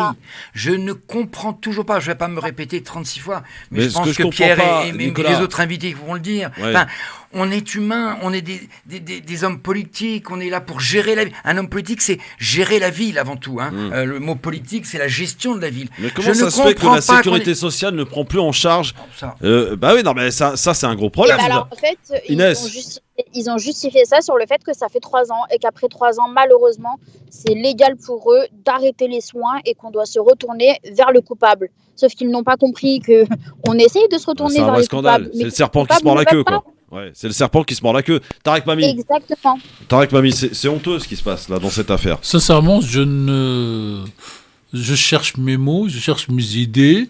J'allais dire, pour une fois, je vais rejoindre Nicolas. Quand il y a un drame, quand il y a vie d'homme, quand il y a 60 personnes sur le terrain et 4 morts, on arrête de faire du légalisme. Et on dit, aujourd'hui, on fait voter, parce que moi je connais des dossiers dans lesquels la justice a reproché à des hommes de ne pas faire voter par leur assemblée des décisions pour couvrir tout le monde, parce que face à la maladie, face à la mort, on peut pas dire l'article 33 du paragraphe 5 de je sais pas quoi ne permet pas. Et d'abord, la première décision en dehors des indemnisations, c'est qu'il faudrait faire voter la prise en charge médicale à vie, ou en tout cas renouvelable immédiate. Oui, 100% immédiate, renouvelable tous les ans s'ils veulent faire leur cinéma, mais que ce monsieur qui n'a pas de lunettes, j'allais dire, on prendra, comment ça s'appelle, Inès tout à l'heure, on pourra pas faire grand chose, mais on va appeler à des associations voilà, merci Farid, non mais parce qu'on ne peut pas accepter ça en tant qu'être humain. Et on ira chercher les associations. Et ce monsieur aura ses lunettes d'ici 15 jours. Et quand on peut faire, on peut se mobiliser, c'est ce que vous voulez dire. Non, mais on va faire le boulot que les politiques ne font pas. Voilà, je dirais, une paire de lunettes, c'est 150 €. Celui qui fume une cigarette, de 200 €, celui qui fume un paquet de cigarettes, et il dit je fumerai pas un paquet un jour sur 2. Et je veux pas regarder ce monsieur, si en plus il est handicapé en dehors de ses lunettes, c'est scandaleux. C'est scandaleux. C'est pas humain. Et là je vais revenir à mon sujet préféré, c'est que les hommes politiques, ils ont des responsabilités, mais ils sont responsables de rien. Et que vous avez tous les métiers pour aller travailler dans certaines boîtes, il faut le bulletin numéro 3, sinon vous n'êtes pas donc embauché, et vous avez des hommes politiques multi-condamnés pour des affaires et qui reviennent. On ne veut pas faire du populisme aujourd'hui, ici, à France Maghreb 2 et ailleurs, mais bon, on fera ce qu'on peut avec les associations que nous connaissons, et nous, à titre personnel, pour aider ce jeune. Et en tout cas, c'est scandaleux qu'il n'y ait pas eu de décision de prise en charge immédiate des soins. Elle ne demande pas à aller à Bora Bora, elle ne demande pas à aller à Marrakech ou à Malte, elle demande à se faire soigner. Oui, Inès. Mais ce que je voulais rajouter, donc 2 choses, c'est aussi par rapport au Conseil de Paris. Le Conseil de Paris, c'était pas que pour les 20 millions, c'était pour signer l'accord cadre. Et en fait, dans l'accord cadre, c'est exactement ce que nous demandons, c'est que nos frais de justice soient pris en charge et que nos soins soient pris en charge, parce qu'il faut savoir aussi que toutes les expertises, c'est à nos frais. Donc, on paye des experts de l'État de notre poche, des experts à droite à gauche de notre poche, des psys de notre poche. Tout est à nos frais, en fait. Et donc, dans l'accord cadre, c'est exactement ce qu'on demandait, c'est que tout soit pris en compte, parce que on n'a pas d'argent. On a une perte de salaire, on a une perte de tout, on n'a rien du tout. La sécurité qui nous abandonne et qui nous donne le strict minimum. Et donc, en fait, que même ça, une simple signature sur un bout de papier qui nous permettrait de souffler un peu, elle n'est pas capable de le faire, la mairie de Paris. On ne demande pas la lune, on demande juste qu'elle signe un papier qui nous permettrait au moins de souffler, de nous dire on n'a pas autant de dépenses à faire. Alors Inès, la pétition, est-ce que tu peux nous donner les coordonnées pour que toutes celles et ceux qui nous écoutent et qui sont scandalisés au même titre que tout le monde sur ce plateau puissent aller signer, parce que ça marche aussi les pétitions, tu l'as dit tout à l'heure, hein, voilà, quand tu fais de la médiatisation, quand tu fais de la pétition, ça interpelle, ça gêne, ça emmerde, et tant mieux, et ça fait agir. Et alors c'est sur le site change.org, et en fait vous mettez indemnisation victime rue de Trévise et vous allez trouver directement la pétition. Et juste je corrigerai juste un petit truc, on n'est pas que 4, il n'y a pas que 4 morts et une soixantaine de blessés, donc il y a 4 morts, 4 handicapés, une soixantaine de blessés et surtout 500 personnes qui se sont retrouvées à la rue, 500 personnes qui après 3 ans payent le loyer de chez eux alors qu'ils n'y habitent plus, 500 personnes qui ont dû payer les hôtels dans lesquels ils ont été relogés parce que même ça la mairie de Paris n'a pas voulu leur offrir les logements en attendant. Donc en fait on est plus de 500 victimes à être en souffrance totale. Pierre-Henri, catastrophe, honteux, oui, scandaleux. D'abord, je voudrais dire à Inès qu'elle a une force extraordinaire. Oui. Et voilà, et qui est remarquable. Pour le reste, beaucoup de choses ont été dites. La mairie de Paris craignait que la signature d'un accord nuise à sa présomption d'innocence, parce que être mis en examen ne signifie pas pour autant être déclaré responsable. Ouais. Et ensuite, il y a eu un accord qui est venu du gouvernement, où il était dit que la collectivité pouvait participer à un accord cadre sans que cela indique une reconnaissance préalable de culpabilité. C'est à partir de là que les 20 millions ont été votés au Conseil de Paris. Mais alors, la question que je me pose maintenant, c'est ces 20 millions ont-ils été répartis, ont-ils été débloqués ou... T'as répondu Inès, t'as dit que pour l'instant personne n'a rien touché. Non, mais je repose la question à Inès.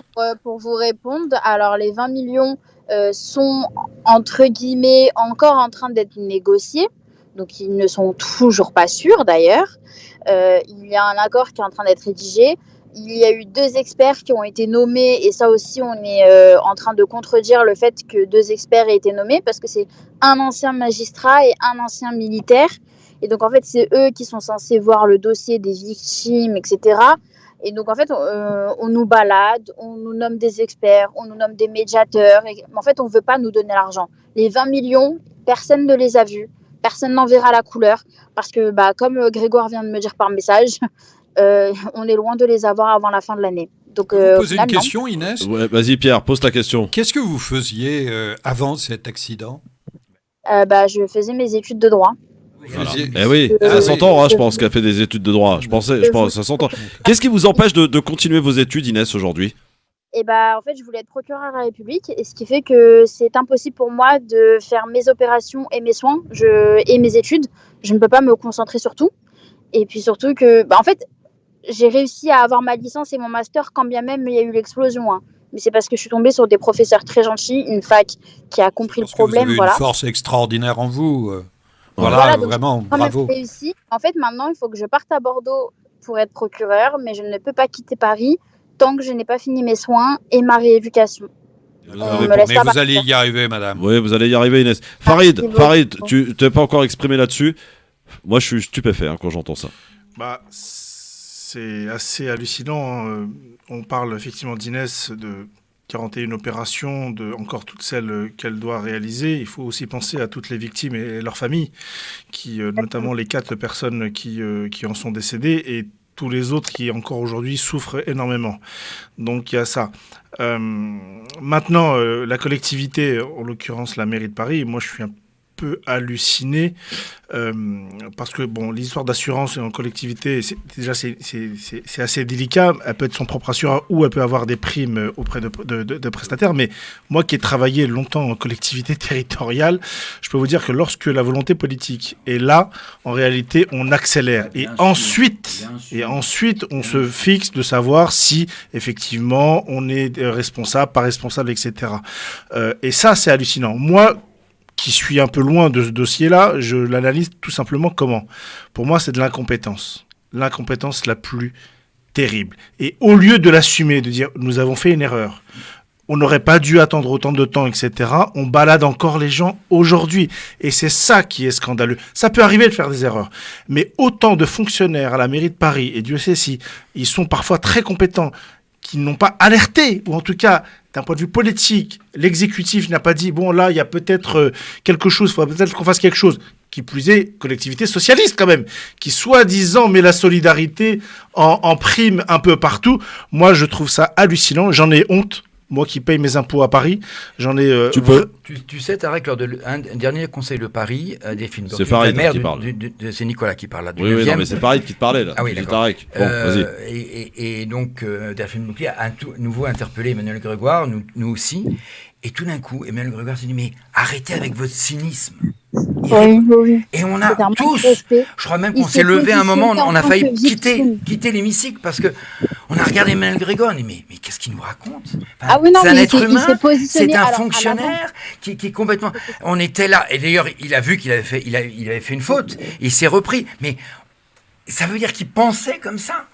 Mais c'est impensable, je n'arrive pas à comprendre. Inès, à l'ancien conseil de Paris, donc avant celui-là, donc comme vous dites, il s'est positionné en tant que victime, mais au dernier conseil, il s'est positionné en tant que héros. Je ne sais pas si vous l'avez relevé, le fait que c'est grâce à lui que c'est débloqué, que c'est grâce à lui que tout va bien, que c'est grâce à lui qu'on va être indemnisé, que c'est lui qui a fait tout le travail. Lors de l'avant-dernier conseil de Paris, après ce mot sinistre qui a été lancé, il est passé devant moi et Rachida. Et avec Rachida, on l'a attrapé par le bras et on lui dit « Mais Emmanuel, tu te rends compte ce que tu dis ? Mais pourquoi vous n'avez pas tout de suite lancé un fonds de solidarité, enfin débloquer de l'argent ? On verra après l'administration, l'assurance, etc. Enfin, c'est des êtres humains avant tout. Alors, s'il vous plaît, c'est impensable. Mais il n'y a même pas de débat. Même pas de débat à avoir. Inès, dernière question, avant de nous rappeler aussi la pétition, c'est très important. Comment tu vois ton avenir aujourd'hui ? Ouh là là, ça c'est la question que j'aime pas, parce que je ne vois pas mon avenir du tout. Oui, vas-y, paraît complète. Moi, je pense que Inès a un brillant avenir devant elle et que la vie est longue. Elle s'en est sortie. Il y en a d'autres qui en sont restés. Et moi, je pense qu'elle a un brillant avenir, que son dynamisme dans son affaire personnelle démontre déjà beaucoup de choses. Et moi, je pense qu'elle va réussir, qu'elle va continuer ses études et que d'un point de vue professionnel, elle sera épanouie.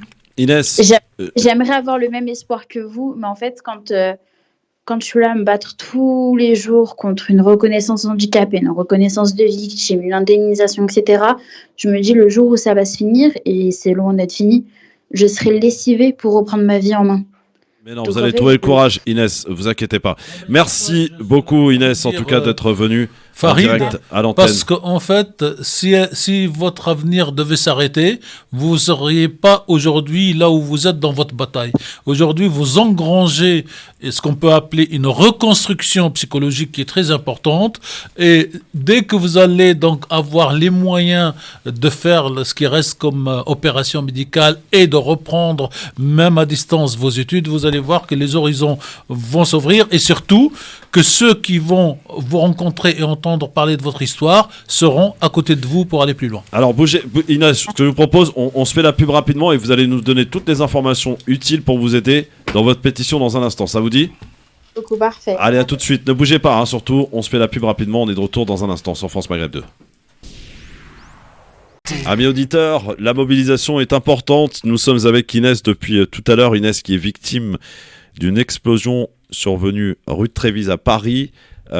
Victime aujourd'hui, 25 ans, handicapée, lourdement handicapée. 41e opération, bientôt la 42e au mois de janvier et février. La Sécu ne prend plus en charge les soins. Les indemnisations ne viennent pas. Et Inès, ainsi que les personnes qui sont comme elle, et qui sont un certain nombre, sont complètement abandonnées par les pouvoirs publics, par la mairie de Paris, par l'exécutif. Inès, tu as mis en place une pétition. Pourquoi il est important et pourquoi les auditrices auditeurs doivent prendre, 2 minutes maxi, pour t'aider dans ton combat, pour aider votre combat collectif, pour que vous fassiez entendre et que vous retrouviez une certaine dignité. Alors en fait, c'est parce que c'est tout simple, c'est que ce qui m'est arrivé peut arriver à n'importe qui. Donc la rue de Trévise peut être la rue de n'importe qui.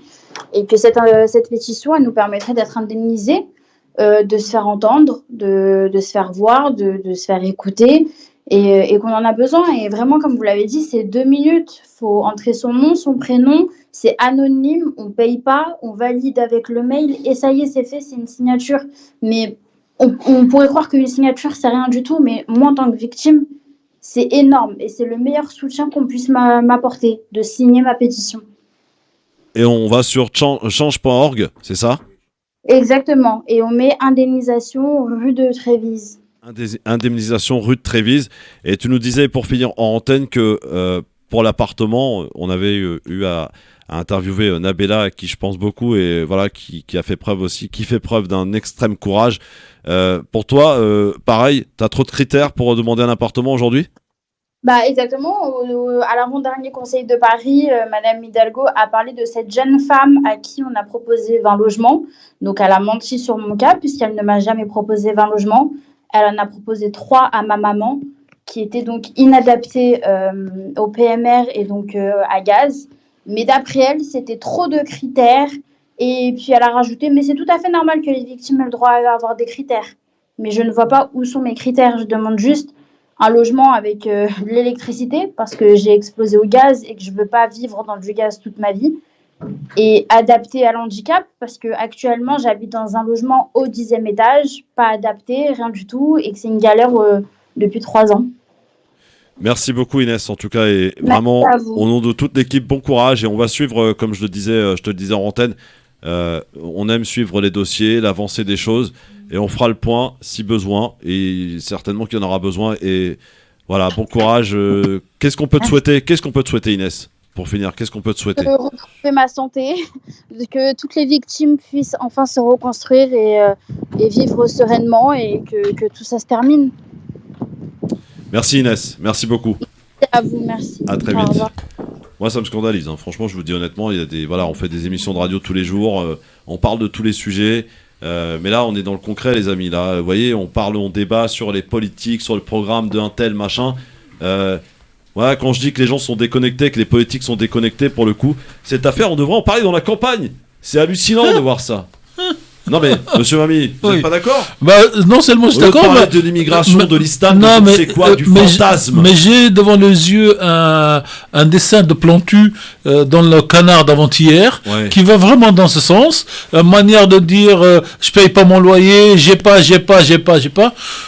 Et la personne en face me dit, Christophe, mais c'est pas ça qui fait la campagne. C'est exactement là-dedans. Le problème de la France, c'est l'islam. Le problème de la France, c'est les immigrés. Le problème de la France, c'est les Noirs et les Arabes. Et le problème de France, c'est jamais les Américains qui nous bousillent un contrat de 50 milliards pour faire travailler nos usines. Ce n'est jamais les engagements qui ne sont pas pris. Et c'est surtout pas la classe politique qui est là, et dans leur majorité, parce qu'il y a toujours des hommes honnêtes dans chaque secteur, qui est là pour se faire une carrière, pour se faire réélire. Non, mais je dis la majorité, et je le dis, j'allais dire, est-ce que vous connaissez, vous, des gens il y a une certaine déconnexion, effectivement. Non, mais je continue, s'il vous plaît, sur un point. Moi, les jeunes, j'ai fait un peu d'études comme tout le monde, mais tous ces jeunes qui sortent de l'ENA à 26 ans, qui n'ont jamais été chefs d'entreprise, qui ne savent pas ce que c'est que la TVA, qui ne savent pas ce que c'est que payer la salariée le 10 du mois et pas le 5 du mois. Et qui, dans un bureau, dans 3 administrations, Bercy, Conseil d'État et Cour des comptes, prennent des rapports et font une loi comme celle-là. La sécurité sociale doit arrêter d'indemniser. Je te rejoins, effectivement. La France est gouvernée par des cadres à Bercy, enfermés dans leur bureau et dans leur tour d'ivoire, et qui ne sont pas du tout sur la réalité dans le terrain. Bon courage, en tout cas, Inès. Franchement. Et donc, c'est pas l'islam, comme disait l'autre. C'est les problèmes du peuple français. Et dernière chose, je veux pas redevenir révolutionnaire au bout de je sais pas combien de décennies. On a envie par moment. Non, mais voilà. Mais je veux dire, les libertés s'arrachent, les droits s'arrachent. C'est comment Inès et les autres se battent pour arracher ces droits qui sont des droits. Elle a 25 ans, les amis. 25 ans. C'est jeune, 25 ans. Farid, revenons à Valérie Pécresse. Je sais que la transition est dure. Mais bon. C'est dur de changer de sujet là. Ouais, je sais, mais qu'est-ce que tu veux? On est obligé, c'est la vie. Voilà. Alors je peux dire quelque chose? Oui, vas-y. Je pense que Valérie Pécresse n'aurait pas géré la situation de la même manière. Ouais, pas ça, c'est facile. C'est facile. Pardon. C'est facile de dire ça. Ça, c'est facile. Non, mais je vais te le dire pourquoi. Non, parce que c'est une femme aussi. Ouais, notamment. Ah oui, Madame Hidalgo, c'est pas une une approche différente. Arrêtez de dire n'importe quoi. Non, c'est pas pour ça. Ouais, Farid, c'est pourquoi. C'est son adversaire, Nicolas. Non, mais vas-y. C'est pas la même culture personnelle qui fait que je suis. Pourquoi je dis pas qu'elle est meilleure dans quoi que ce soit. Mais sur cette situation-là, je peux te garantir, pour avoir vu d'autres choses, sur cette personne-là, elle n'aurait pas géré de la même manière. Et ça, elle est présidente. Je parle de moi, je parle pas de politique. Elle est présidente de la région, Valérie Pécresse. Démagogie totale. Est-ce que je peux... Oui, mais moi je vais parler aussi de Pécresse. Enfin, Madame quand Pécresse... ça sera ton tour. Ça sera ton tour. Calme-toi. Quand ça sera ton tour, si tu veux bien. Comment j'analyse moi le succès de la démocratie, Pierre. Le succès. Chacun parle après l'autre. Tu viens de parler pendant 20 minutes. Farid Temsamani a la parole, c'est tout. Ouais. Voilà. Bon, en tout cas, moi, je suis absolument pas surpris par l'arrivée au second tour, par l'arrivée en tête, en tout cas au premier tour d'Éric Ciotti, pour une raison très simple, c'est que la fédération dont il est issu est l'une des plus importantes de ce parti-là. C'est la plus importante. Ça me paraît logique. Premièrement, ensuite, sur les thématiques qu'il lui a abordées, parfois de manière un peu caricaturale, il est vrai, ça me paraît également logique. Pourquoi ? Parce que même si certains ne veulent pas l'admettre, ce sont des sujets qui aujourd'hui perturbent et préoccupent une partie des Français. Enfin, là où j'étais moins sûr, effectivement, c'était l'arrivée des autres candidats, c'est-à-dire 2, 3, 4. Alors, le dernier, Juvin, c'était une candidature de témoignage d'une certaine manière. Pas inintéressante. Ah non, complètement. Pourtant, dans les débats, c'est lui qu'on peut qualifier d'homme de droite, c'est-à-dire structurellement, il sait où est-ce qu'il est. Le plus à droite, c'était Ciotti dans les débats. Ouais, non. D'un homme de droite. Une vraie approche très intéressante. De droite, tel que certains peuvent l'imaginer. Humaniste. Comme Valérie Pécresse. Exactement. Oui, c'est ça, oui. Farid, termine. Et moi, avant les débats, j'étais prêt à parier que Barnier allait remporter le premier tour. Ouais. Mais c'est pas parce que la machine est avec lui que finalement ça a fait un bon candidat. Il a beau être bon dans les domaines qu'il a occupés précédemment. En réalité, les débats ont clairement montré qu'il n'était pas à la hauteur, qu'il effectivement il a cette technostructure. Il est arrivé troisième. Qui est arrivé troisième, effectivement, mais c'est la machine interne du parti qui l'a quand même beaucoup poussé, faut pas se mentir. Et puis la dernière chose concernant Valérie Pécresse, elle a eu un avantage contrairement à Xavier Bertrand, c'est que Xavier Bertrand avait quitté les LR et le criait un peu partout, etc. Jusqu'à 2 semaines avant l'élection de mémoire. Elle aussi. Mais non, oui et non. Quoi, oui et non? Alors je vais te répondre. C'est qu'elle n'avait pas complètement quitté. Ah bon, complètement. Et oui, c'était très subtil. Ouais. Parce et je pense que, on peut donner des noms, mais elle avait laissé la possibilité à celles et ceux qui adhéraient à sa formation politique à garder un pied dans le parti LR. Et on l'a vu notamment dans les différentes investitures, que ce soit municipales et autres, où en fait les gens, il y avait une certaine logique, et c'est pour ça qu'en fait elle a moins perdu là-dessus que Xavier Bertrand. Pareil, est-ce que la droite s'est zémorisée? Oui ou non? Est-ce que la droite... laisser la parole à Pierre. Attends, est-ce que la droite s'est zémorisée? Pas du tout, c'est la France qui... Est-ce que Valérie Pécresse va gagner, Thomas? Oui. Est-ce qu'elle peut devenir la future présidente? Oui. Très bien. Pierre-Henri. Il n'y a plus qu'à acheter la boule de cristal. Pierre-Henri, oui. Bien aimé donner mon analyse. Non, parce que Pierre-Henri va monopoliser la parole pendant une demi-heure avec son candidat. Madame Pécresse, par exemple. Alors, d'abord, Continue l'analyse, premier élément, vous avez 4 quarts. Et en fait, les candidats, les 4 candidats, les 4 quarts se tiennent à 1% près. 25,9 pour Ciotti, 25. Quelques centaines de voix à chaque fois. 663, exactement. Et en réalité, si vous avez écouté les débats, pas grand-chose ne séparait les différents candidats. Excepté Ciotti. Mais non, même pas. Même pas. On a écouté les débats hier. Madame Pécresse proposait de fixer des quotas de peine pénale différents selon le quartier où on habite. C'est pas possible. Monsieur c'est pas possible. Ciotti surenchérissait et proposait, lui, un Guantanamo à la française, c'est-à-dire un truc où on enferme les gens sans décision de justice pendant des années et préventivement et après condamnation à les torturer. Et ce que je veux vous dire, c'est que quand même c'est extraordinaire cette posture autour du micro qui consiste à ne pas se souvenir de ce que les candidats ont dit hier et à passer ça par perte et profit. Eh bien moi, je dis que même pour gagner une élection, on ne raconte pas n'importe quoi. Et en l'occurrence, quand Madame, par exemple, Pécresse explique qu'elle veut augmenter les salaires de 10%, on se dit, diable, qu'est-ce qui lui est arrivé ? Mais dans le même temps, elle dit aussi... 250 000 fonctionnaires agréés. Je supprime 200 000 postes de fonctionnaires. Comme Ciotti d'ailleurs. C'est quoi ? C'est une politique de gribouille. C'est Madame Tricot. Une maille à l'endroit, une maille à l'envers. Voilà. Et c'est ça, Madame Pécresse. Madame Tricot. Réponse à Madame l'instant. Tricot a aucun avenir pour ce pays et j'en suis ravi. Dans un instant, réponse de Nicolas Jeannetet. À tout de suite. Le grand forum sur France Maghreb 2, on parle, et pour finir, parce qu'on va pas y passer non plus toute l'émission, il y a autre chose à dire et à commenter, messieurs. Nicolas Jeannetet, Pierre-Henri, t'as donné un petit cours magistral sur la prestation de Valérie Pécresse. Qu'as-tu à lui répondre ? Toi qui soutiens Valérie Pécresse. Et qui va peut-être gagner la primaire, c'est pas sûr. Et qui va gagner la présidentielle. Oui, bien sûr.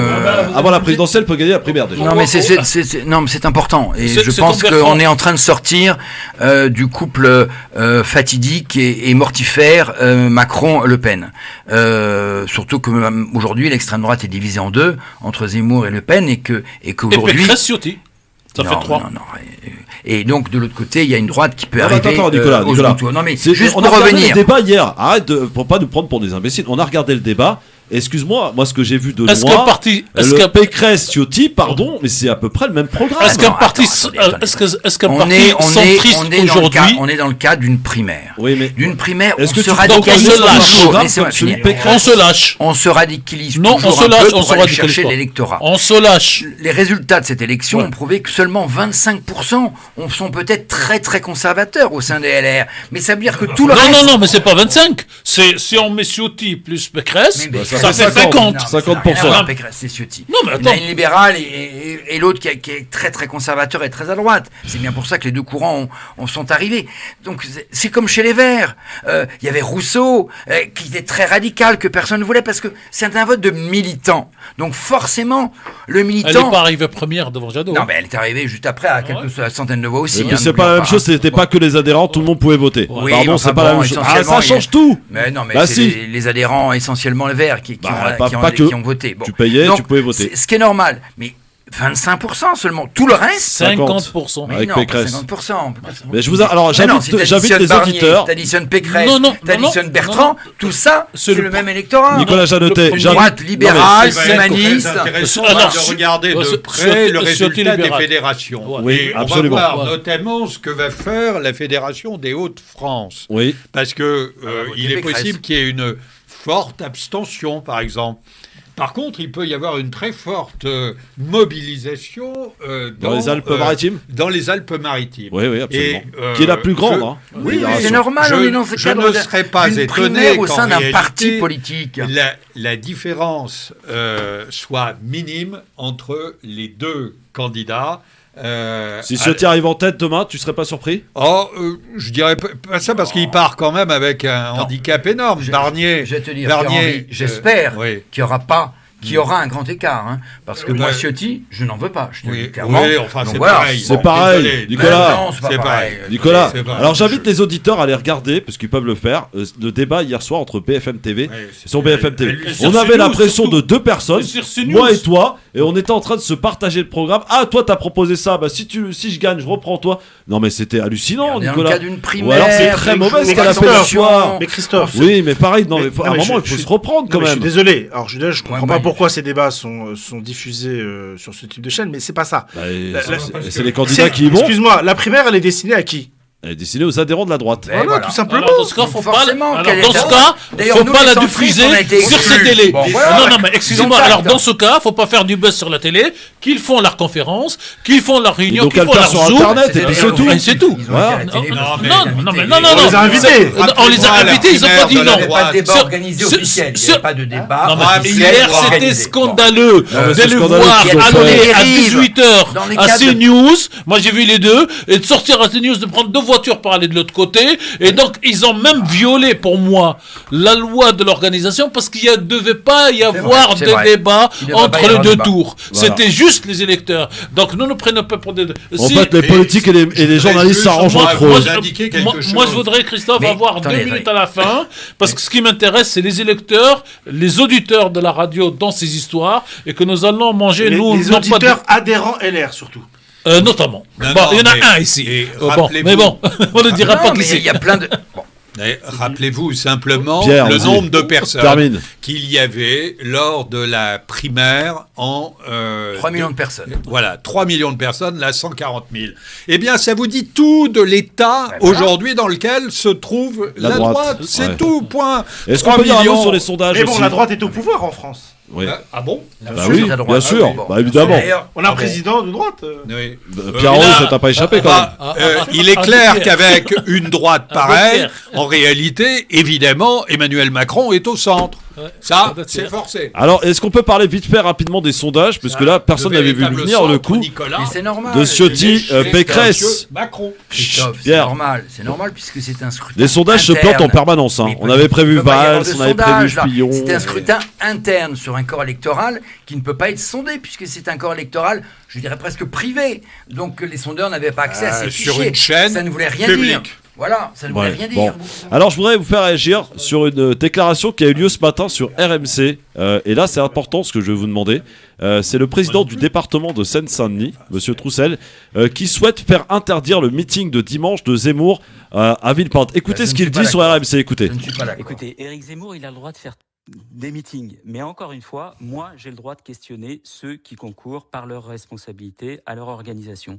Donc, j'interpellerai toute entreprise présente en Seine-Saint-Denis qui, par la mise à disposition, par exemple, de ses locaux, permettra à Éric Zemmour de propager ses idées haineuses et racistes. C'est un peu court, puis, excusez-moi Stéphane Troussel. C'est peut-être un peu court, mais écoutez, en tout cas, je ne vous ai pas entendu réagir de la même manière quand Éric Zemmour traîne dans la boue sur les plateaux de télévision, dans son livre, La Seine-Saint-Denis et ses habitants à longueur de temps. Ce n'est pas à moi de réagir, Stéphane Troussel, c'est à moi de vous donner la parole. Mais permettez-moi de vous poser la question. Attendez, je ne vous pose pas de mais ce n'est pas une leçon. Qui est multi-condamné. Je vous rappelle que le procureur de Paris vient de le condamner, vient de proposer sa condamnation à 10 000 € pour, à nouveau, ses propos contre les mineurs non accompagnés. Donc, à un moment, ça suffit. Le fossoyeur de la République, c'est lui. Le fossoyeur de la République, c'est lui, nous dit Stéphane Troussel, le président du département Seine-Saint-Denis. Non, mais attendez, moi je suis un libéral, je suis pour le débat d'idées. Donc la libre expression totale. Voilà, alors aux autres d'organiser un contre-meeting le lendemain. Voilà, c'est la liberté totale. Voilà, je suis pour la liberté totale et je vais sortir de mes gants. Et le citoyen va vous dire comment on a fait dans ce pays pour effacer médiatiquement des gens qui sont condamnés à la haine. Et que ce monsieur, je veux citer personne, chacun comprendra qu'il vaudra. On a compris. Voilà. Et que ce monsieur qui est condamné pour la haine, lui, à tous les plateaux. Moi, je veux comprendre qu'est-ce que c'est que cette liberté à géométrie variable qui permet à l'un de faire ce que l'autre. Non, mais je cite personne. Non, mais c'est des sujets qui sont... Arrêtons d'être hypocrites. Et quand il s'agit d'un monsieur, c'est la liberté. Et quand il s'agit d'un autre, c'est pas la liberté, et ne nous prenez pas pour ce que nous ne sommes pas. Stop et fin. Et Clémentine Autain qui se rajoute qui a proposé aussi d'essayer à demande d'interdiction du meeting de Éric Zemmour en Seine-Saint-Denis. Je vous ferai un tour de table dans un instant, juste après la pub, on s'en débarrasse et après on termine l'émission tranquillement. J'ai plusieurs choses à vous faire écouter, à commenter. S'il vous plaît, à tout de suite. Le LGF sur France Maghreb 2, merci d'être avec nous. Stop les gars, on est à l'antenne, en direct. Farid Tabsamani, Nicolas Jeannetet, Pierre-Henri et... c'est pas dans les tribunaux qu'on interdit. Vous croyez où là? On est à France Maghreb 2 là, calmez-vous. On débat, on est sur... Voilà, alors je t'ai posé la question Nicolas, je pose la question à Farid, faut-il ou pas interdire le meeting de dimanche, ou faut-il interdire les meetings de Éric Zemmour? Oui ou non? Non mais c'est Farid qui je pose la question, c'est pas à toi. Pas du tout. Moi je vous ai toujours dit, pour combattre les idées de quelqu'un, il faut aller sur le terrain des idées. Et Monsieur Trussel qui fait de la grande démagogie, c'est une insulte pour tous les électeurs, parce qu'il y en aura forcément, même en Seine-Saint-Denis, de ce personnage malheureusement. Et donc du coup, moi je trouve ça assez hallucinant. Qu'aurait-on dit si à l'inverse, on aurait interdit, je ne sais où, je dis à Nice par exemple, un meeting d'Hidalgo ou des amis de Troussel? Pierre-Henri, réponse. Je pense que ça n'a aucun sens. Où s'arrête la liberté. Ça n'a aucun sens de vouloir... Arrêtez d'utiliser le mot liberté. Je voudrais terminer. Voilà. Ça n'a aucun sens de vouloir interdire le meeting de Zemmour, c'est beaucoup trop tard. Et puis surtout, parce que je pense que l'entreprise Zemmour est la plus grande opération de banalisation des idées de Madame Le Pen et consorts. Et donc, à la fin, je ne vois plus très bien quelle est la différence entre Monsieur Zemmour, Madame Le Pen et Monsieur Ciotti. Et puis, on verra Madame Pécresse. Franchement, au bout d'un moment, l'idée simple, quasiment pavlovienne, de dire Zemmour vient, j'interdis le meeting, ça n'a aucun sens. Aucun sens. C'est beaucoup trop tard. Et ça masque la faiblesse en réalité des socialistes aujourd'hui dans la campagne présidentielle. Je suis attristé de cela parce que j'ai été pendant très longtemps un vieux compagnon de route du Parti socialiste. Je ne le suis plus parce que je ne me retrouve pas dans la candidature du Parti socialiste aujourd'hui. Parce que c'est une femme. Mais non, Anne Hidalgo, je l'ai soutenue, mais je ne la soutiens plus aujourd'hui, parce qu'en réalité, il n'y a pas de programme, il n'y a pas d'idée, le Parti socialiste ne s'est pas renouvelé, n'a pas su donner la chance à de nouvelles générations, et ça, c'est véritablement dramatique. Voilà. D'accord. Tarek Mami, est-ce qu'il faut faire interdire le meeting de Zemmour, oui ou non? Alors, je vais faire des Zemmour. Je m'en fous. C'est pas ça pour moi le problème. Le problème, c'est que nous qui contestons ces idées, qu'est-ce que nous faisons sur le terrain, y compris en termes d'inscription sur les listes électorales? C'est automatique, mais cette vérification est obligatoire. Qu'est-ce que nous ferons demain pour aller voter? C'est lui qui est, comme on dit en France, quand on vote, le moins nocif, puisque soi-disant, au premier tour, on choisit et en deuxième tour, on élimine. Et moi, c'est ça ma préoccupation. Monsieur Zemmour est aujourd'hui installé dans le paysage politique, social, économique de France, grâce à son talent de départ. Non mais excuse-moi, oui, mais tout à fait. Non, attendez. Et grâce aux différents non mais je me prends pas la tête, c'est pour ça que je le cite même pas. Voilà, mais non mais je continue comme mon idée, et grâce aux différents soutiens, parce qu'il est avec des collègues, il est dans des télés, il est dans des radios et tout ça. Mon problème, c'est comment faire pour combattre des idées nauséabondes, pour toute la communauté. Attendez. Non, mais rapide, je sais. Parce que c'est une bataille aujourd'hui qui est la résultante d'un mouvement lancé par le Club de l'Horloge en 1974. Les socialistes ont eu leur chance, mais ils ont tourné. Non, mais j'allais dire, l'extrême droite est morte, entre guillemets, de la Deuxième Guerre mondiale jusqu'aux années 70-75. Vous voulez ou pas? Jusqu'aux années Mitterrand, allez-y, dites-le. Non, c'est 6 10 ans avant Mitterrand, c'est que l'horloge s'est installée. Il n'a jamais été aussi haut que quand Mitterrand était au pouvoir. Après, les socialistes qui ont été au pouvoir longtemps, très longtemps, trop longtemps, n'ont pas appliqué un programme socialiste ou de changement donc, des paradigmes de ce pays. Quand en 83, M. Mitterrand vire le vieux mais la droite, c'est pas zémorisé, c'est la France qui est devenue à droite, parce que c'est le résultat de 20 ans, 30 ans d'inaction politique, c'est tout.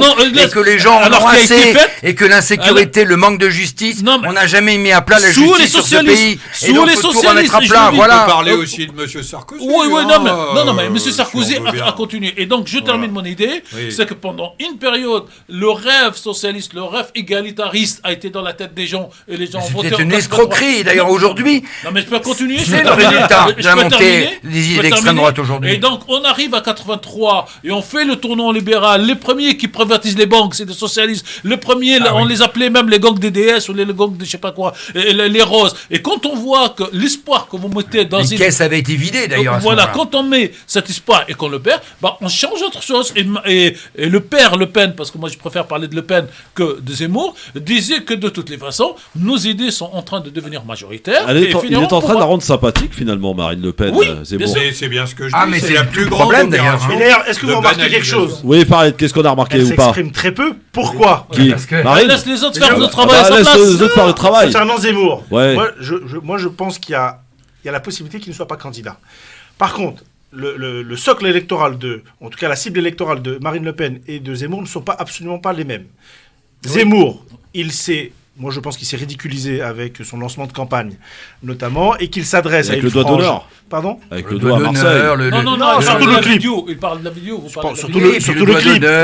L'arme dirigée vers les journalistes. Et il s'adresse à une cible qui n'a jamais voté Marine Le Pen. C'est un polémiste, c'est la cible. Pas un homme politique. Alors, il y a Mélenchon qui est, lui, favorable, c'est ce qu'il a dit chez Bourdin ce matin, à rendre inéligibles les personnes condamnées pour haine raciale. Ah, mais moi je serais d'accord. Toute condamnation, bien sûr. Pour toute condamnation, un élu qui se présente devant le peuple doit avoir aucune condamnation. Et Christophe, sur ce point-là, j'avais beaucoup d'espoir.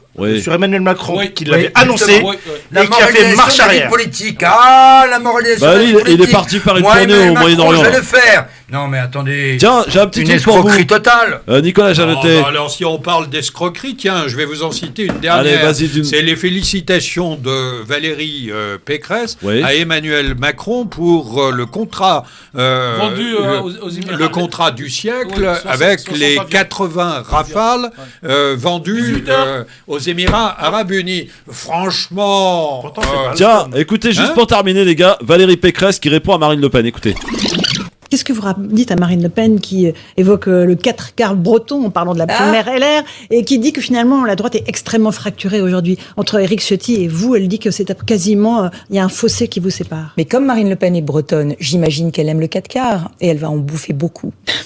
Ma Valérie, c'est excellente. Vous espérez être ministre un jour, vous ou pas? Vous faites la campagne sur France Maghreb 2 pour devenir ministre? Ah bon, pas du tout, non. Ah bon, ça me rassure. Ministre, moi, non. Ça me rassure. T'aspires à quoi, Nicolas? Je fais pour mon combat d'idées. T'aspires à quoi? Non, mais je dis ça, je suis un élu local, je suis très bien, je m'occupe de mon 15e. Et c'est très important. Le mouvement centriste qui se retrouve à soutenir Madame Ciotti. Excusez-moi, Madame Pécresse. Là, c'est le hashtag Pécresse Ciotti. Allez, merci beaucoup à tous les quatre. Merci mon Farid, merci mon Nicolas. Tu reviens vite, hein? Ah ben quand tu veux, la semaine prochaine. Quand tu veux, c'est toi quand tu veux. C'est moi qui propose, vous disposez. Hein. Salut mon Pierre. Et la prochaine fois à l'heure, Pierre-Henri. Oui. Voilà, Farid Tamsamani, pareil d'ailleurs. Merci Tarek Mabi. Dans un instant, Samir Absnem pour parler islam jusqu'à 20h. Salut à tous.